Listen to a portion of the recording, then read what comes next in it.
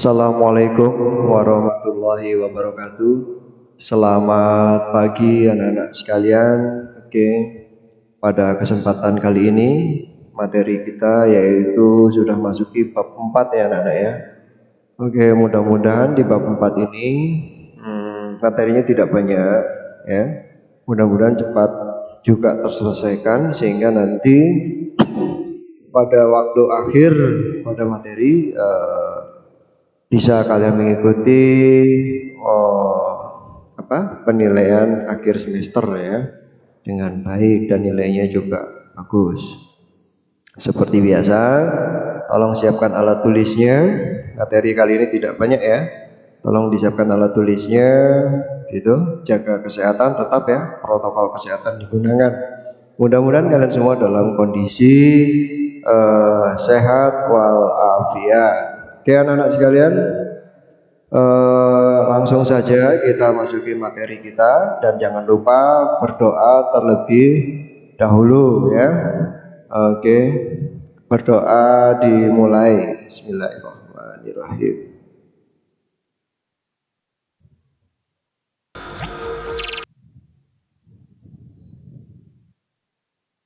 Oke anak-anak, materi kita kali ini tentang masa praaksara ya.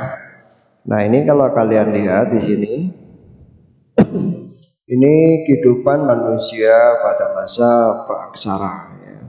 Ini tentunya kalian sudah lihat bentuk postur tubuhnya juga beda dengan kita ya, karena sudah mengalami berbagai hal ya, evolusi ya, menurut teorinya Darwin.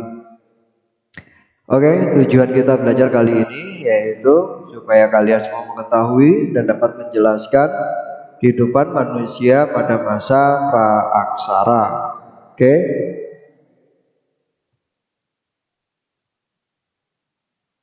Nah, pernahkah kalian datang ke Museum Purbakala? Nah, ini Museum Purbakala yang ada di Sangiran ya, Jawa Tengah. Sini ini ada lambang gading ya, gajah ya, gajah purba tentunya. Nah, ada apa aja sih di sana? Nah, di museum itu kita akan banyak belajar tentunya ya. Nah, di sana di tempat itu kalian dapat menemukan benda-benda peninggalan dari orang-orang zaman terdahulu di sini tentunya. Nah, benda-benda itu ada yang disebut dengan fosil. Nah, ini fosil ya. Fosil itu sisa-sisa tulang-tulang manusia, hewan, dan tumbuhan. Tujuannya apa sih kok fosil manusia dipelajari? Ya supaya kita tahu bagaimana sih postur tubuh manusia pada zaman dulu, apakah sesuai dengan yang ada di gambar tadi pembukaan ya. Nah, kalau kita lihat dari tengkorak kepala manusia purba gitu ya, fosil yang ada di Sangiran ya seperti itu. Nah, jelas kondisinya berbeda ya, besarnya beda, bentuknya juga berbeda gitu ya dengan manusia zaman sekarang. Lalu berikutnya ada lagi disebut dengan artefak gitu ya. Apa yang artefak itu? Artefak adalah alat kehidupan, alat-alat kehidupan seperti senjata, alat pertanian, alat rumah tangga. Ini artefak ya. Artefak ini tujuannya untuk apa? Ya untuk mengetahui bagaimana kehidupan zaman manusia pada waktu itu. Ternyata orang-orang zaman dahulu itu sudah mengenal gitu loh. Mengenal apa?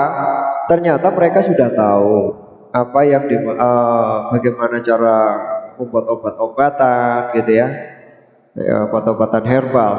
Jadi kalau saja kita mau belajar dari nenek moyang kita itu harusnya sudah menjadi orang hebat ya. Nah itu nenek moyang kita sudah mengajarkan bagaimana cara membuat jamu ya kan. Nah cuman anak-anak zaman milenial ini sudah mulai jarang dan mulai sudah meninggalkan budaya itu sayang anak-anak ya.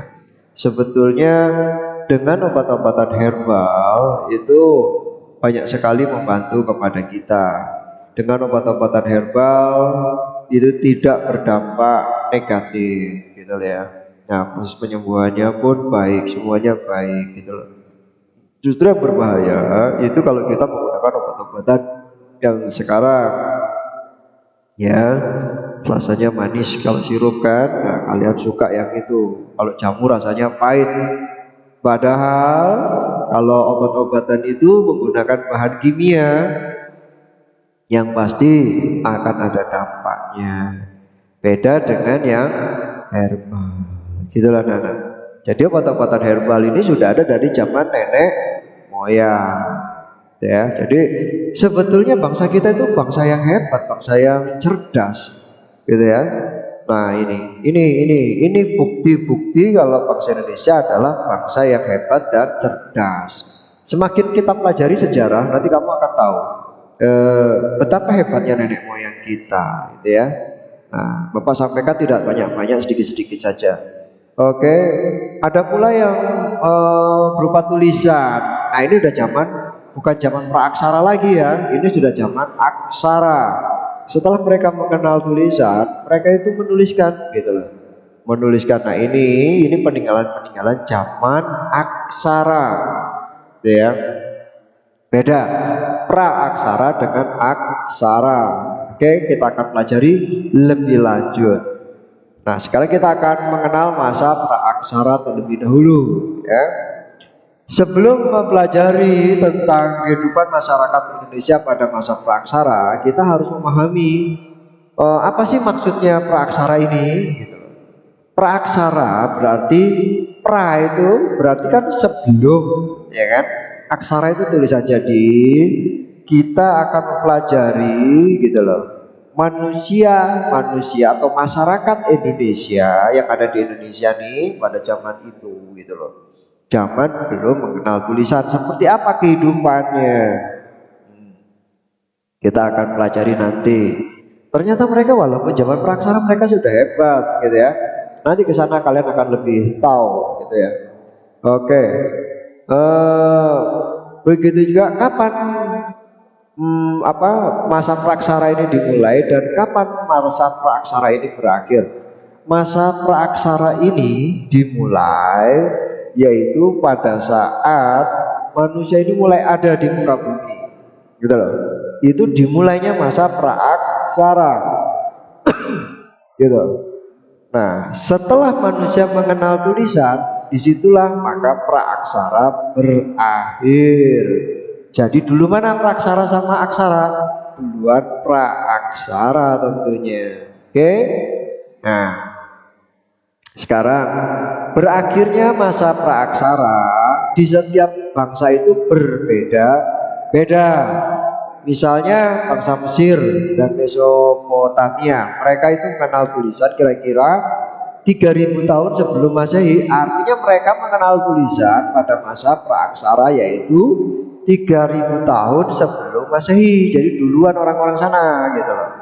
Adapun masyarakat di Indonesia itu mengenal tulisan itu mulai abad ke-5.